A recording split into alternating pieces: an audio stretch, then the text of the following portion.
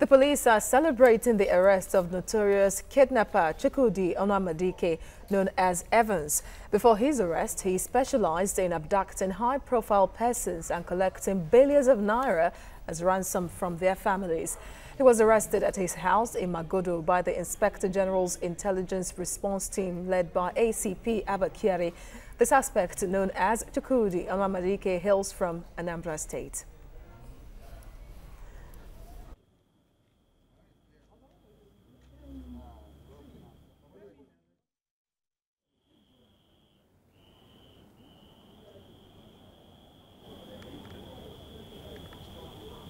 Is security expert Tony Ofonyetan to discuss this further with us. Thank you for your time on TVC News Hour. Now, how does this show the decay sort of in the Nigerian security system for this man to have thrived for so long before he got caught eventually?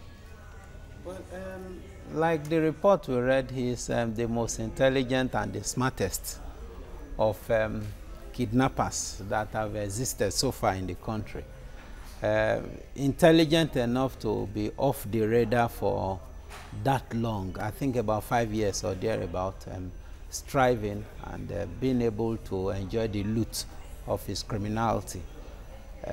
But for me, in as much as it's a very good news, a very relieving one, that somebody like that who has been given the Nigerians, not even the police, the Nigerians, a high level of apprehension and insecurity, sense of insecurity, a relief. But I think it's not yet uhuru, basically because I expect a situation where the police will not just thrive on the euphoria of, the victory and go and sleep, or, the public accolades and the like, because a lot of information needs to be extracted from this man. The modus operandi, his accomplices, his supporters, the field operators, are those that are involved in collecting money, the enroutment of cash, how it's being enrouted in and out of the country, within the country, the modus operandi in detail. That also means that they should not rush him to court, because the court is a court of evidence. If you rush him to court and you have not done your work very well, the Nigerians will think that the court has not done its work well, not knowing that it's the police that didn't do their job properly. What about habeas corpus, the right to, 24 hours you charge him? No, you see, there are exceptions to even the 24 hours we are talking about. Okay. There are exceptions to such, because issues like this will have to also go to the DPP. The evidence that are at hand will have to go to, the Department of Public Prosecution, that's the Ministry of Justice, to determine, the case that is at hand and all those stuff. And don't forget also that the charge is very fundamental. It's very fundamental vis-a-vis the law that's on ground, so that you don't also go and charge him for a wrong offense and technically it's out of the hook. It's out of the hook, and Nigerians begin to shout and cry foul. So these are issues that the police need to sit down, forget about the press and forget about all the noise and all those stuff like that. Right. Don't forget that we still have the case at hand. Yeah. So it's a lot of work at hand, in as much as we give the police some kudos for a job well done. All right. Now, just as you mentioned, the security agencies need to be commended where they need to be commended. Of course. But beyond that, from what we've seen so far, just as you rightly mentioned earlier, the man has been off the radar for about 7 years. Now, there is a way that you can say that intelligence gathering played a major role in this achievement. Well, I won't quickly talk about intelligence here. And the reason is because the way this thing works is a highly syndicated thing. If you are talking of an industry that is worth billions, it means that it's industry that is high risk. It's also industry where you have a lot of connivance, a lot of accomplices. Now, if Evans starts to talk, I won't be shocked if the police is no longer talking to the press. Understand me very well. When Evans starts to talk, after this preliminary euphoria of announcing to the whole world that we have apprehended one big kidnapping kingpin and all those stuff like that. When he starts to talk during interrogation, don't be too shocked if you get to the police formation and you say you want to know the update and they tell you, "Oh, guy is not around. And can we speak with Evan?" You say, "Sorry, you can't speak with him." Now, the reason is this.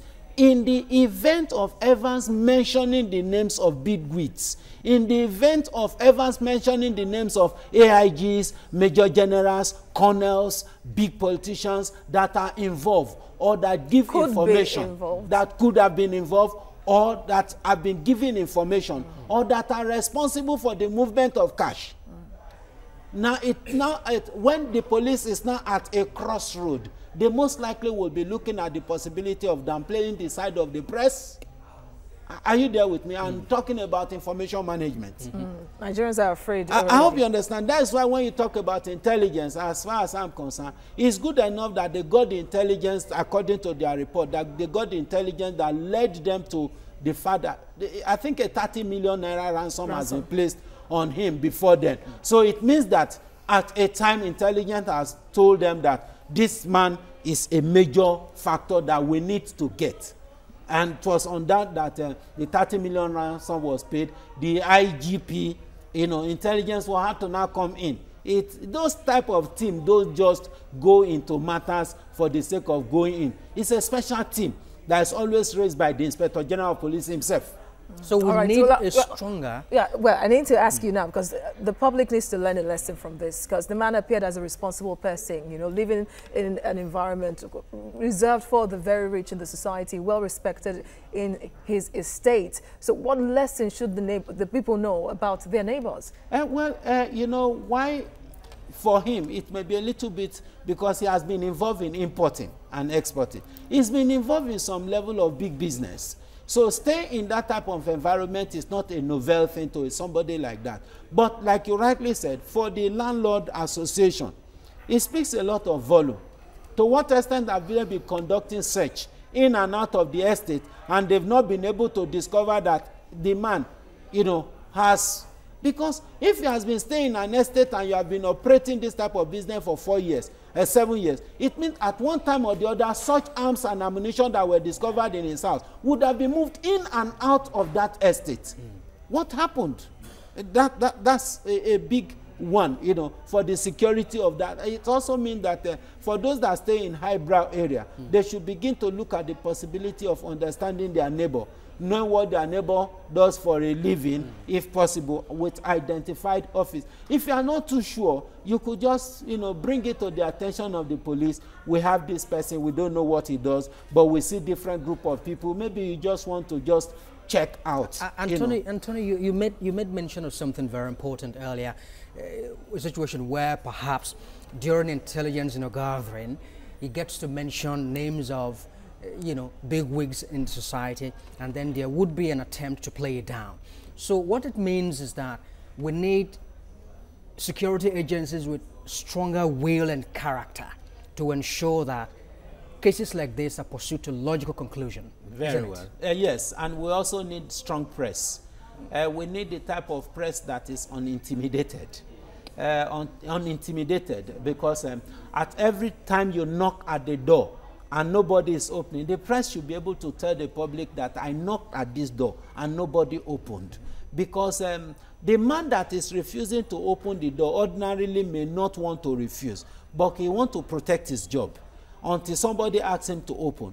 But when it comes to the public glare, it's more or less like when you talk about blackmailing the government to doing the right thing. Let me use that word, as crude as it may sound. When you blackmail the government to do the right thing. So it means we must have a strong press, an uncompromising press that is able to tell the truth, irrespective of whose or is God.